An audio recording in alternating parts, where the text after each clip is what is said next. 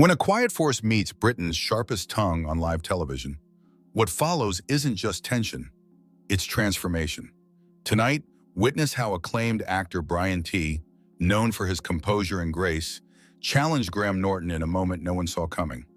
What started as gentle conversations soon unraveled into a battle of dignity, cultural weight, and pride, and proved that even Britain's most charming host can falter when grace demands more than charm.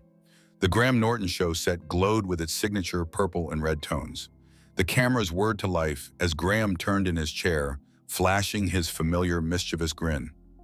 Everyone expected laughter, anecdotes, perhaps a funny moment or two. But tonight's guest was Brian T., an actor who had quietly defied Hollywood stereotypes, carried his heritage with humility, and earned global respect not through spectacle, but substance.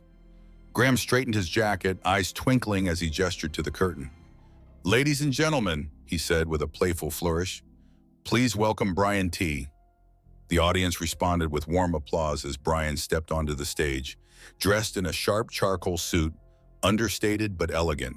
His footsteps were steady, unhurried, each echo resonating with quiet confidence. He nodded respectfully to the crowd before offering a subtle, sincere smile. Graham stood and extended a hand. "Brian, truly a pleasure to have you here." Brian met his gaze and shook his hand gently. "Thank you, Graham. The pleasure is mine." From the start, something unspoken lingered between them. Not hostility, but a sense of mutual curiosity, a potential for collision or connection. Neither of them knew yet which it would be. "Thank you, Graham. It's good to be here," Brian said, his voice calm, warm, and steady. The kind that didn't seek attention, but naturally commanded it. He gave a short, respectful glance toward the audience, then turned his full attention back to Graham, his posture poised, yet grounded. From the moment he sat on the iconic red sofa, there was a subtle but undeniable shift in energy. Not anxiety, but something quieter. A tension built not on animosity, but on unspoken principles. Two men, both masters of presence, each used to holding a room, yet holding it in very different ways. Graham leaned forward, launching into his signature charm with a smirk. "So, Brian, the whole world seems to have a lot to say about you lately. You're practically keeping half the entertainment blogs alive. Is that the strategy? Keep the media industry booming single-handedly?" Laughter rippled through the audience. Graham's tone was teasing, but the edge beneath it was real. Brian offered a faint smile, though it didn't quite reach his eyes. "I think when you're part of a system that prefers labels over listening," he said evenly, "attention isn't something you seek. It's something you are forced to manage." Graham chuckled lightly, but his brow lifted at the response. "Manage? Come now, Brian. You've done interviews, film press tours, even that documentary. You've definitely given them something to write about." Brian nodded slowly, his gaze steady. "True, but there's a difference between offering your story and having it rewritten before you've even spoken." That line hung in the air like a stone dropped in water. The audience shifted, sensing the undercurrent. Graham arched an eyebrow. "Is this my show or your lecture series?" Brian's tone didn't waver. "You invited me to speak. I assumed you wanted more than just headlines." The audience's laughter this time was hesitant, caught between amusement and awe. Graham's trademark grin faltered just slightly as he leaned back, reassessing the man in front of him. Graham returned to his usual composure. His hands were clasped on his knees, a familiar wry smile on his face. "Oh, believe me, Brian, every question I ask is my own. But I have to admit, these are probably the questions everyone else glued to the screen right now is wondering about as well." Brian nodded gently, his eyes still fixed on Graham. "Perhaps the real problem," he said softly but clearly, "lies not in what is asked, but in how and why it is asked." The air in the room cooled for a moment. The audience fell silent. There was no longer sarcasm between the words, but resistance. Both sides were reaching their limits. Graham's expression tightened slightly, but he didn't try to hide it. He picked up his water bottle, took a sip, and set it down. "Okay, Brian," he said smoothly. "You've always been about honesty and transparency. So let's be honest. Have you ever felt any regret, despite the doors Hollywood has opened for you, about your distance from your roots, your family heritage, Your cultural ties? Did everything go exactly as you planned? For the first time, Brian's face hardened visibly. His lips pressed into a straight line.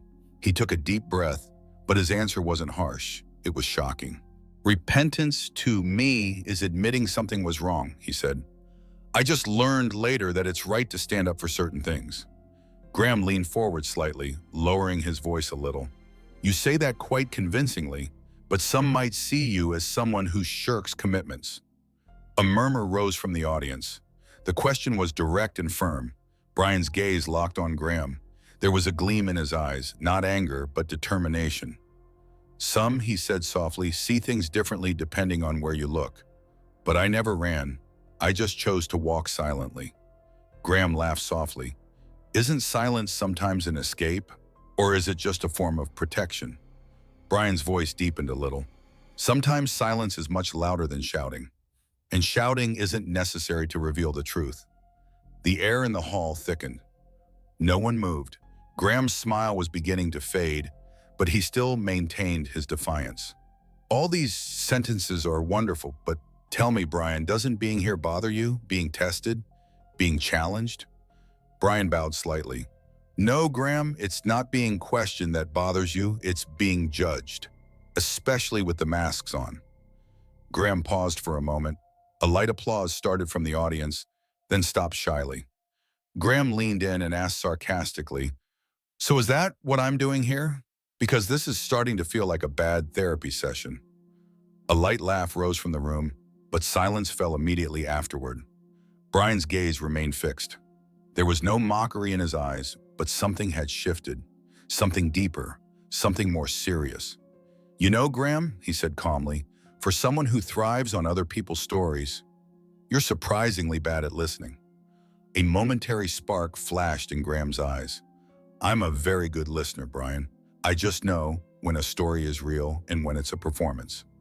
That statement instantly shifted the atmosphere in the room. The air in the room hardened.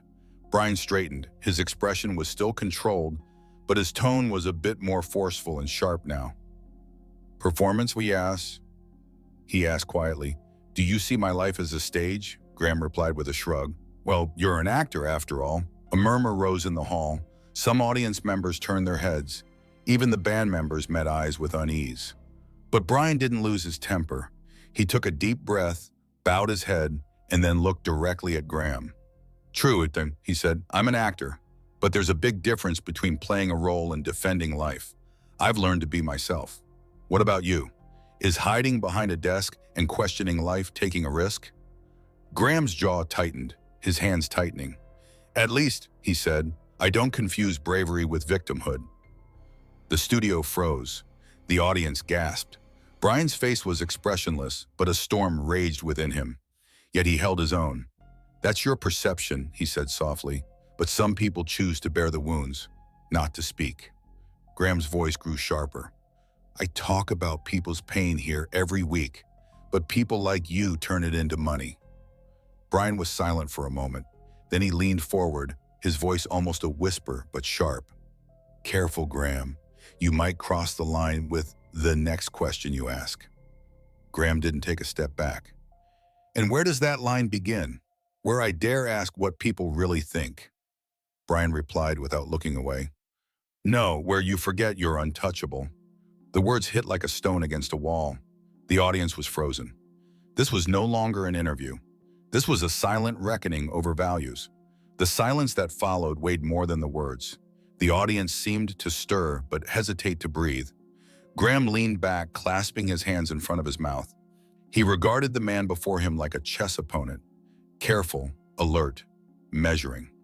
Point at you, he said quietly, but let's see how long you can maintain that tone. The atmosphere in the studio was now unbearable.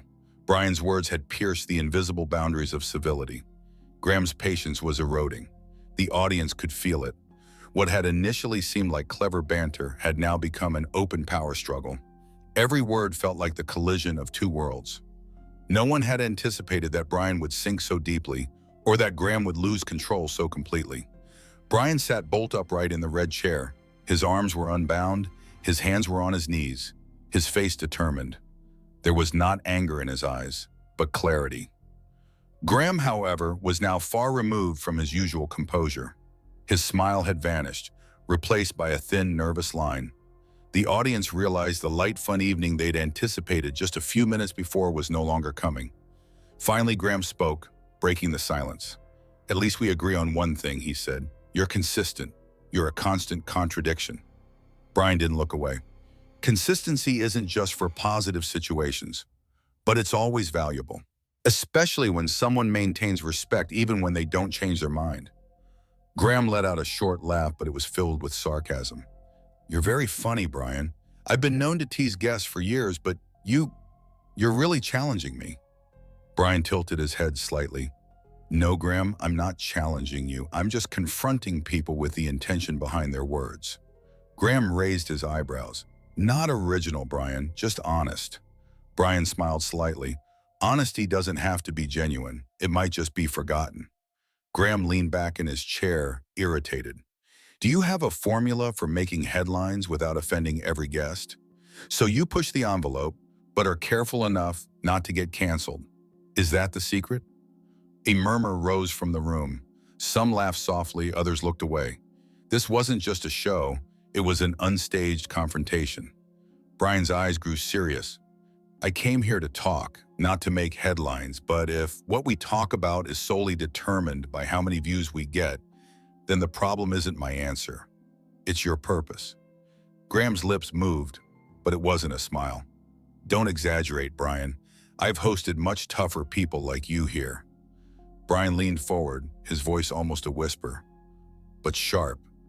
"I don't doubt it, but I wonder, how many of them, as they left here, said to themselves, 'I wish I hadn't come'?" Graham's jaw tightened. A brief silence fell as he adjusted the cuff of his jacket. Those who confuse the difference between holding accountability and cruelty usually feel that way. Brian's eyes fell on Graham for a moment. He was silent, but there was no contempt in his eyes. There was just a certain edge. After a moment's pause, the words aimed at Graham rose. "Oh, come on," Brian said, glancing at Graham. "You're not holding accountability to anyone here. You're just creating a false sense of importance by failing to bear the weight of the years and dragging others down." The words hung in the air like acrid smoke. The band members even stopped touching their instruments. The studio was completely silent for a moment. Graham's eyes narrowed, his voice practically coming out through his teeth. "Sarcasm?" he asked softly. "Are you calling me sarcastic?" Brian replied without blinking. "Yes, sarcastic, desperate, like someone who lives on the defensive. Complete the trilogy if you like." Graham's nostrils flared slightly. "I'd rather not be virtuous than be sarcastic." Brian's lips twitched just a fraction. "I don't try to appear virtuous, Graham, but I don't try to be insincere either." Graham's anger had settled on his face now. He hardened without raising his voice. "Really? Is this your trick? Turning everything around? Because it's no longer impressive, Brian. It's over." Brian bowed his head, then locked eyes with Graham. "If you run out of facts and then resort to condescension, it's not dialogue that ends. It's you." At that moment, Graham had to stop talking, because Brian's voice had clearly defined the last line he could cross without shouting. And then came the mistake. Graham leaned forward sarcastically. "You know, Brian," he said, his voice now clearly condescending, "I see now that you haven't gotten very far from this chair, because you're afraid to actually produce something, to take real risks. That's why you always sit here and settle for safe questions." A clipped ouch rose from the audience. It was now a personal attack. Brian fell silent. His eyes were fixed, his face expressionless. Then he took a deep breath. "Instead of doing something real," Brian said, turning to Graham, his voice now firmer, sharper, "isn't it easier to sit here and belittle the efforts of others? To disparage those who take risks? To talk without producing anything? That's the safe way to do it." A muffled breath was heard from the audience. Graham's face paled, his rosy cheeks almost white. His eyes were narrowed now. "Are you saying sitting here isn't worth it? Are you suggesting what I do doesn't matter?" he hissed. Coming from someone who turns victimhood into a brand, that's truly ironic. Brian bowed his head slightly. A hint of sadness shone in his eyes, but his voice remained unwavering. It's not a brand, it's a wound, Graham. You just think it's marketing. The words split the studio in two. The air grew heavy. Graham's expression hardened. There it is, Graham said, glaring at Brian. They can't stand you because you walked away. And you still can't handle them being older than you. Graham's voice rose. This time it was uncontrollable. Do you think walking away makes you brave? That abandoning your responsibilities and then crying about it makes you so admired? At those words, Brian took a step forward. His movement was slow but precise. The entire audience flinched. He was standing now, the red chair like a barricade between them. Brian spoke, his voice low but strong. You can't talk to me like that. I don't know you, do I, Graham? He said, his gaze fixed on Graham. You don't know my life, my past. You don't know what I've lived, what I've carried. But I do know one thing, Graham retorted, his voice cold this time. And you don't know when to stop. They both stood now, eye to eye. The red chair between them was no longer a symbol of peace. It stood like a line of defiance. Brian didn't cross his arms. He simply took another step forward, his shoulders square, his gaze clear. You're confusing weakness with anger, Graham. You've been doing this for years, but someone needs to tell you to stop. Graham smiled slightly, but his eyes were empty. And when you're finished, you'll know you've lost. Brian turned his head slightly to the side, his face showing neither anger nor resentment, just a deep weariness and clarity. To be finished, he said slowly, means avoiding facing yourself. I'm not finished, Graham, but you've already gone silent. You just don't realize it. The studio fell silent. The lights seemed to dim. That moment when the tension was palpable was now a threshold of no return. Graham's lips moved, almost a whisper. You'll regret it. Without taking his eyes off him, Brian spoke his final words. I've already regretted coming to you. The tension was suffocating now. They stood eye to eye. Neither Brian nor Graham was backing down, but everyone knew something was about to break. The studio air had thickened. The audience was frozen. This was no longer an interview, but a silent but fierce clash of pride and bruised egos. But even the fiercest storms must come to an end. And when that end came, no one could have predicted what was about to happen. Because this time, Graham would be the one to cross the line. And Brian T., he would leave him there, irrevocably. Time seemed to stand still in the studio. Brian's hands were still open, his stance clear. His breathing had altered, but his face was resolute. Graham, however, was gripping the back of the chair, his face hard and closed, unlike his on-screen face. His knuckles were white. A shuddering cough escaped from one audience member. Another, almost breathlessly, whispered, "My God." The cameras were still on. He watched every last bit of tension, every last scrap of facial expression, like a predator fixated on its prey. And then Graham straightened. There was no movement on his face, no trace of that famous, playful glint from before. His eyes were steely now. He straightened his jacket, he tugged at his tie, and he spoke. His voice was cold, clear, and definitive. "Brian, I think we're done here." A murmur rose in the studio.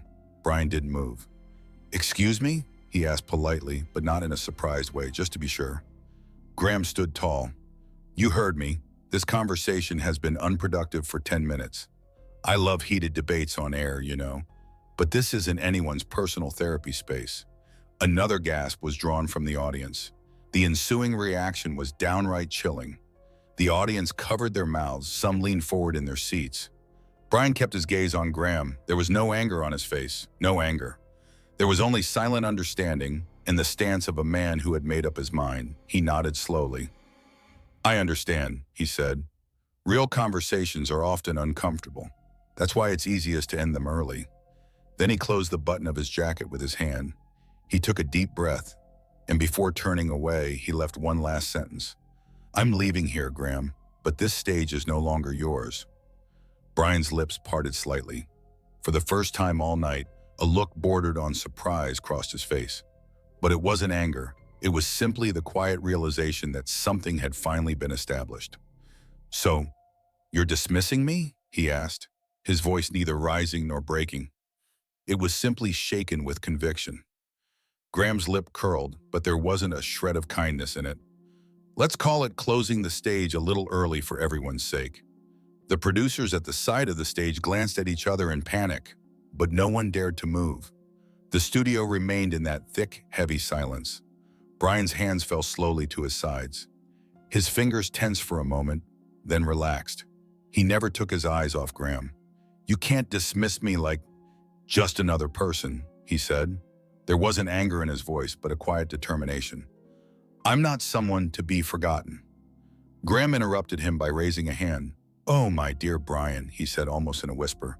"I'm sending you away not because you're going to be forgotten, but because you're unforgettable for the wrong reasons." Whispers rose from the audience. Some clapped their hands over their mouths. A few applauded involuntarily, but then quickly fell silent. The air was frozen. Brian didn't move. His eyes were glassy, but there was no anger in them. Only clear disappointment. He spoke one last time, his voice deeper now. "You think you're running the show, Graham, but all you really do is scream when you lose control." Graham's smile narrowed, but it was impotent under Brian's gaze. "You think you're humiliating me. You're flexing your muscles, but all you're really doing is measuring your worth by my silence." His last sentence echoed sharply in the air. Then, without a word, Brian turned slowly. He buttoned his jacket. He didn't even glance at the red chair, and turned his steps toward the back of the hall. The cameras followed his walk, each step slow and deliberate. No one in the studio could stop holding their breath. Everyone waited, waiting for him to turn around and react. Brian stopped when he reached the exit door. His shoulders remained square. He slowly turned his head. He glanced at Graham out of the corner of his eye. There was neither anger nor arrogance in his eyes, just a clear message. "I won because I kept quiet, but I stood firm." And then he was gone. The click as the door slowly closed behind him echoed through the studio like a gunshot. Then silence.